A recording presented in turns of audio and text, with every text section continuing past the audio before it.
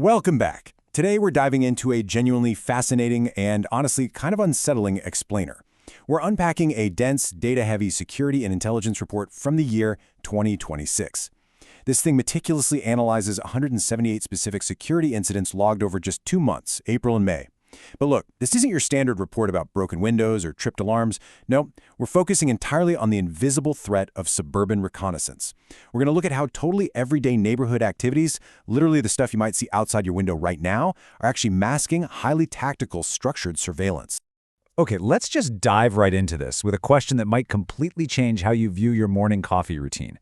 What if the person jogging past your house isn't just trying to get their steps in, but is actually mapping the blind spots of your security cameras? The honestly uncanny reality revealed in this report is that mundane, everyday neighborhood life is constantly being used as a theater for coordinated reconnaissance.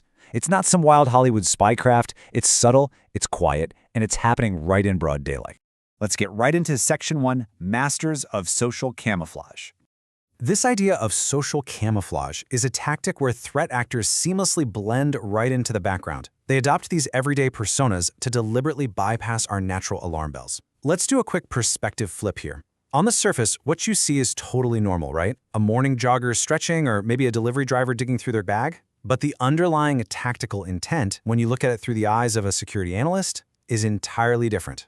That jogger stretching, they're actually tilting their head to trace the exact angle of your CCTV cameras. And that delivery driver checking their bag, they're pausing at a strategic bottleneck so they can inventory the high-value vehicles parked in your driveway. The normal scenario is just the shield, but gathering intelligence is the real goal. And hey, if you're thinking this all sounds a little paranoid, there is one statistic from the data that really stands out as a total smoking gun. 94.9%. Out of all 178 incidents evaluated in the report, nearly 95% involved critical behavioral markers signaling explicit intent. That means these definitely weren't just random passersby admiring a nice house. The data absolutely proved an active, coordinated intent to map assets, test security response times, or profile the environment. Moving right along, let's look at Section 2, Mapping the Vulnerability Zones. So the spatial data proves this reconnaissance is a highly structured, non-random system. Just look at how overwhelmingly the focus is on the front of the property. The vehicle gate was targeted in a massive 84.8% of the incidents, and the pedestrian entry gate in 55.1%. Meanwhile, the back compound saw almost zero activity at just 2.2%. Why is that?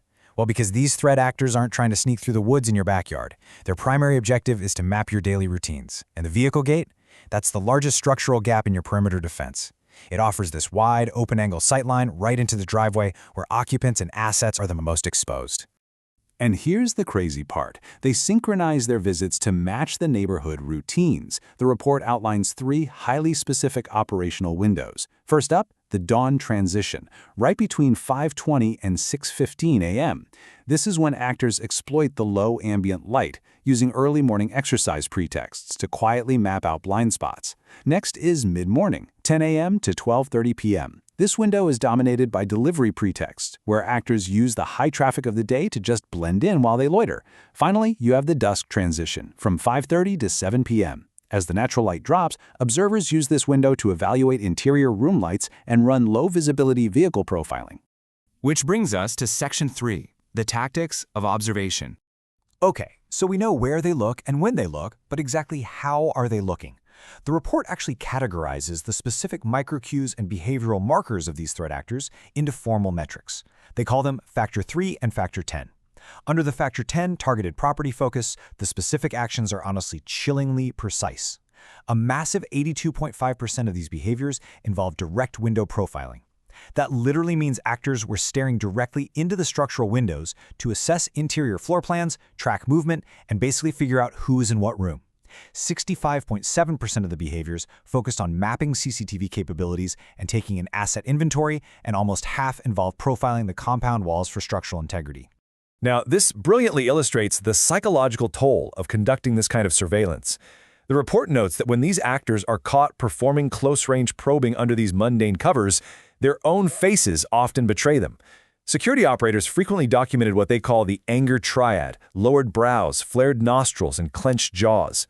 So despite projecting this super casual, relaxed persona, like, say, a morning jogger, Their faces show extreme cognitive focus and pre-operational stress. The stress of the assignment is physically leaking out for anyone to see. And this deliberate evasion, it totally extends to their vehicles too. In 61.5% of incidents involving a vehicle, actors intentionally degraded the camera captures. How?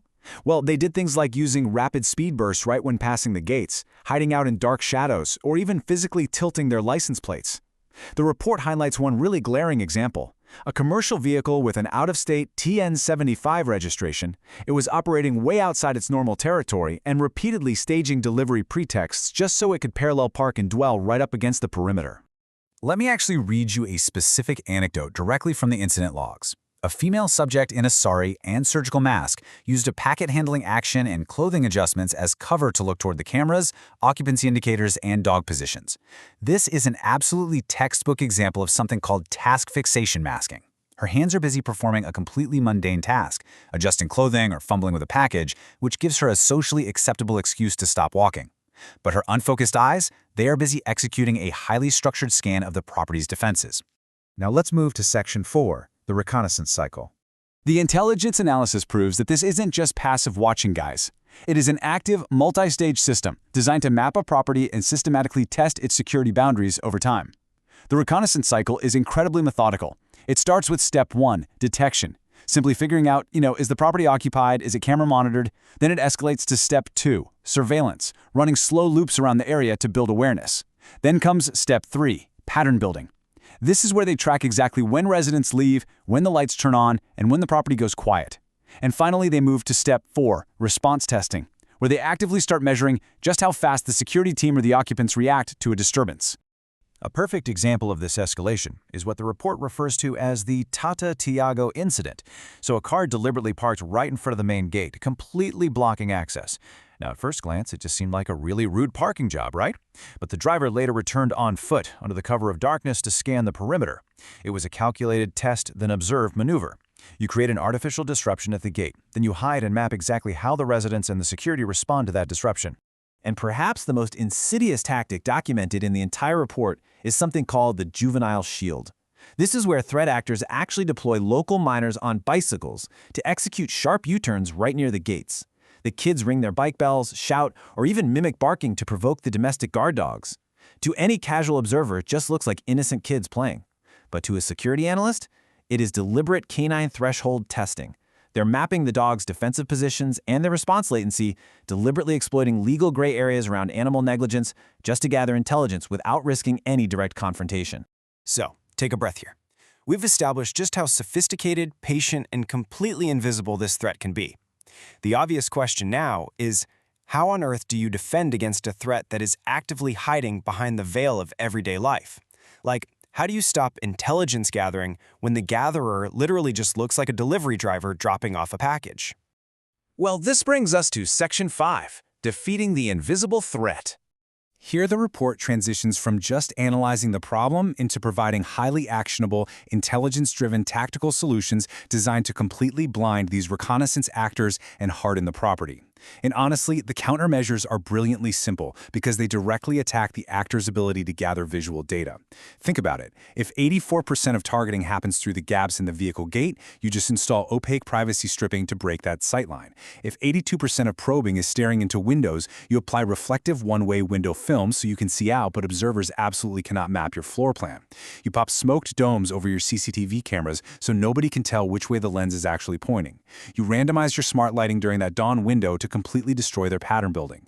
And you install visual barriers like really dense landscaping so that the juvenile shield trick can't trigger or map your guard dogs. On the electronic side of things, the report recommends something called adaptive illumination. Remember that 61% of vehicles hiding in dark shadows? Well, you deploy high-intensity, motion-activated LED floodlights to violently strip away that shadow cover the very second they slow down. And to defeat the license plate occlusion from those sudden speed bursts, you optimize your automatic number plate recognition cameras by angling them lower and pairing them with high-speed strobe illumination. That way you freeze the frame and capture the plate no matter how fast they try to accelerate away. So, the absolutely crucial takeaway here is this. True security isn't just about locks and alarms anymore. It is all about controlling the flow of information long before a threat ever even materializes. I want to leave you with this final thought as we wrap up this explainer. The next time you look out your window at the quiet, mundane activity happening on your street, what are you really seeing? Are you looking at a peaceful neighborhood at rest, or are you witnessing the quiet, invisible theater of social camouflage? Thanks so much for joining me on this explainer. Keep learning and, keep looking a little closer.